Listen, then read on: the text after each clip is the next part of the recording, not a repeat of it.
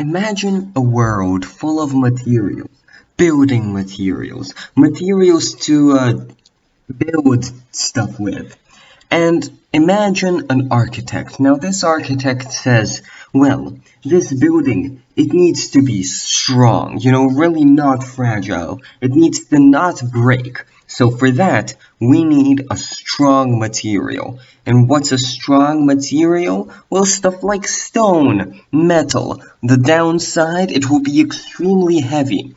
On the other hand, if we don't want to make it heavy, we can make it light. But then, it's not going to be as strong. So these two architects are battling against each other, thinking strong or light, strong or light. Now this, it seems like balance. With every plus comes a minus, with every and then the 1900s come when plastic is invented.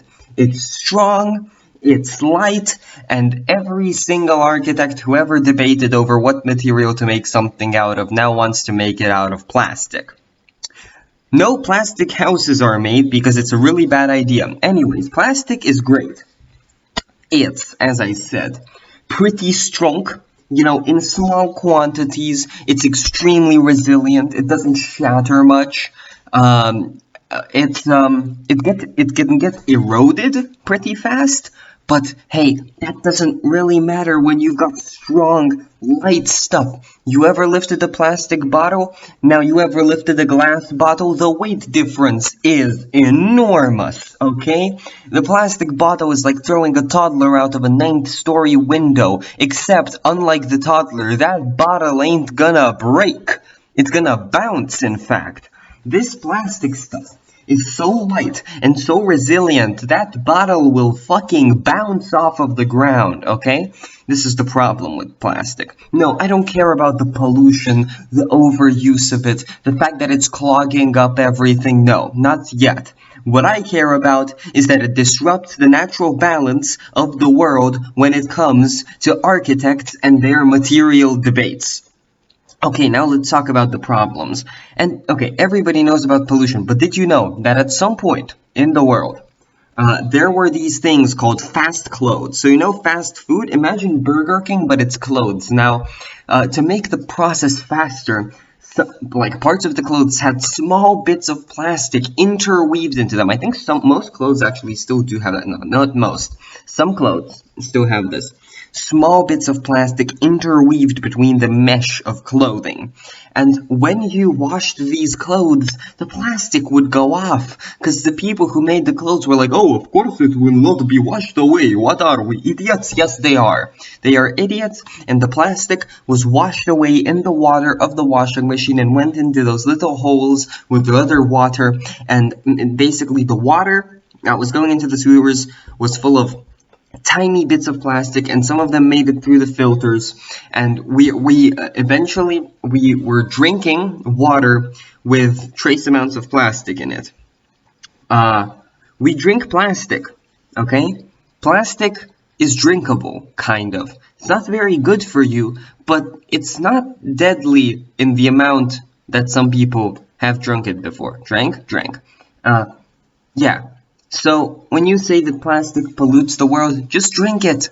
In fact, actually, there are some bacteria that eat plastic, okay? I think that some bacteria have evolved to chew on plastic.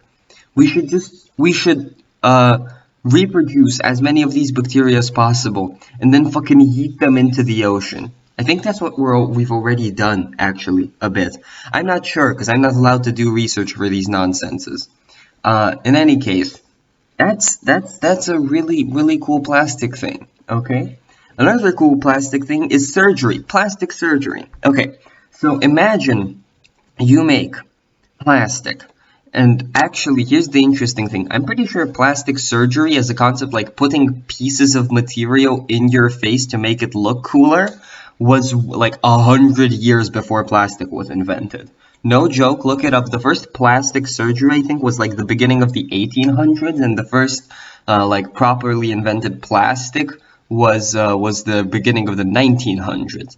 So people are putting putting material in their face, like imagine, okay, you have a slightly soggy face, it's got a little bit too many wrinkles. Okay, that's fine. It makes you look wizened. It makes you look like you're progressing in life. No, instead, you want to shove pieces of plastic into your nostrils and cheeks to make you look like a 16-year-old? No, no, don't do that. This is not a good idea, okay? And there's people who look just put plastic masks over their face, except it's not over their face, it's under their skin over their face. What the hell, people? No, okay? Have you not seen all of these dystopias about being pretty, okay? And like having a beautiful face where you are ready to do anything to just be like beautiful by standards, up to cutting off some of your limbs. No, this is what we're heading towards with plastic surgery. It's not a good place, okay? So don't do plastic surgery. But of course, nobody will take my advice, so, unless they listen to many of the other people who are against plastic surgery, because, there's too many people in this world for somebody not to be against something. It's very difficult to find something that isn't disputed by at least one person, okay? Like, down to the fact everybody currently living on Earth is alive. Some person who has some, of their own religion will say, well, actually, alive and dead are the same thing and cycle, and they'll be correct. Actually, that's a bad example, okay? You can find people who will tell you that 1 plus 1 isn't 2, okay? I'm sure of it. And, okay, most of those people can be given one math lesson, and they will be, they'll forget about they'll tell about their crimes to their patron saint or whatever, and they'll do penance or something. But some people will just go, no, 1 plus 1 is in fact 3, you dingus bingus schwabingus. Okay? And to those people, you have to block them and go away from them and travel to Alaska so that you can live alone in the forest and eat wild berry. If Alaska has wild berry. I'm pretty sure you just eat seals there. I don't know what people eat in Alaska. What do people eat in Alaska anyways? I've seen a couple of documentaries about Alaska. I think they have some sort of berry, but it's like very rare. It's like there's most of the produce is like from far away. Maybe they do just like eat jerky, like get meat from the animals, but the animals, they have to eat sea greens, like seaweed, salty seaweed in the cold temperature. Does it grow? Probably, because there's animals there. Salty seaweed. Okay, it's confirmed. Don't believe anything I say. Okay, but I am now of the opinion that Alaskans eat seaweed. This is official lore right here. Yeah. In any case, I've seen the future, okay? And it's not very nice, but it's very difficult to understand what we're gonna do and why people haven't built plastic houses, right? Imagine a house made completely of plastic. Probably there are plastic houses, actually. I'm probably lying too. But for anybody who hasn't seen a plastic house because they maybe don't exist, imagine a house that's made of plastic. Boom. Bam, you're done. You've seen a plastic house in your imagination now. Your imagination, by the way, is a wonderful thing. Most people have already heard this, but for those who haven't, you can look at any object and know what it feels like to lick that. It's weird, right? You know the texture, you kind of know the taste, you know the like heat of it is very weird. But I think the same can apply to a lot of things, okay? You imagine yourself in any place. Now, your imagination fills in for a lot of stuff. What's it like to touch that? What's it like to smell that? What's it like to taste, to lick, to see, to hear, to boom ba da bum ba da boom ba da bum ba da boom ba da boom? Anything on these lines, you can imagine it. And it's amazing, because imagination is a wonderful world. You can spend way too much time in it, you can let it absorb you, but in the end, you will come out on top, having known something that you haven't known before. Okay? Like, for example, I once had a string of imagination that went like this. What if I lived on a donut? Now, some people would say, well, can't you eat the donut? Now, one of my first actually thoughts was, how long would it take to eat that donut if I were approximately this small? Okay, this small, I mean, is like, I don't know, it'd be tiny, okay? How long would it take to eat the donut? Then I realized I'd die of sugar poisoning before I ate that donut, or I don't know if sugar poisoning is a thing, but some form of diabetes, surely. Uh, don't eat a world made of donuts. So the next best thing is how long would it take to travel around the donut? Okay? So you know how people are like proving the world is round using the dumbest way to prove it, I think basically is that you can travel around the world and come back to the spot. Now, for the Earth, uh, there's a couple of ways you can do that. You can go in one direction, another direction, you can go in a spiral. For a donut, it's funny. Imagine you start on the side of a donut. You can go around the outside of the donut. You can go around the inside of the donut, and it takes much less time.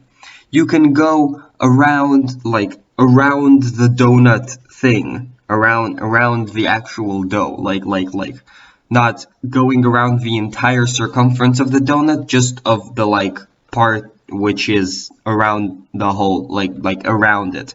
Yeah. Or you can go in a spiral, okay? So many ways, and all of them are going to be different. And so imagine, like, what a person that lives on a donut feels like, okay? It has to be superbly weird, because imagine they perceive it as flat space, because it's really large, okay? Like, with enough experimentation, you'd get some sort of, like, weird ribbon that's like tied at different places. It's so wrong, okay? But that's what imagination is for. Because with imagination, you can do anything. Now, I don't mean actually achieve anything in your life, because that's a random dream to have, okay? It's a bad dream to think that you can achieve anything in life. What I mean is that you can think about achieving anything with your imagination, okay? You can believe in anything you want, and if that's not the closest we get to achieving what we want, then it doesn't matter, okay? Once you've imagined what it's like to achieve something, achieving it in real life won't even come close. The feeling won't even come close. The most you can then gain from it is resources to stay alive and imagine more. So what I believe is that a person should live in their imagination, okay? A lot of people are against this. A lot of people say, well, you will just become a lunatic. You will forget about the outer world and completely engulf in yourself. That's not true. You can imagine with several other people. You can form a group of imaginers together. Don't take psychedelics, because that's what it leads to eventually, I think, what I'm describing here. But just imagine together, okay? Imagine whatever you want and live your life like that imagination. Then your dreams and aspirations for your real life can be just as easy as survive. Now, of course, that isn't easy. No, you need to do many things to survive. But you no longer have to chase after some arbitrary goal to leave your mark in history. Now, of course, if you imagine that you've left a mark in history and don't actually leave it, nobody in the real world is going to be reading about you from textbooks or something like this. To me, imagining it is enough. Just imagining what it's like, right? Unless there's some sort of like good bad points system or points of recognition for the afterlife, in which case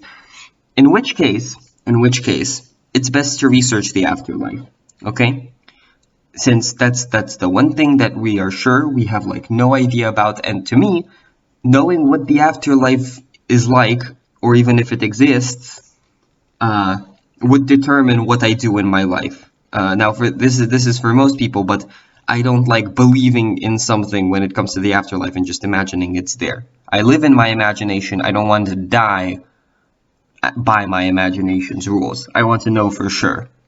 But I think I'll leave that for next nonsense and my thoughts on the afterlife. I think I've talked about it a bit, but for now, we'll just leave. Goodbye.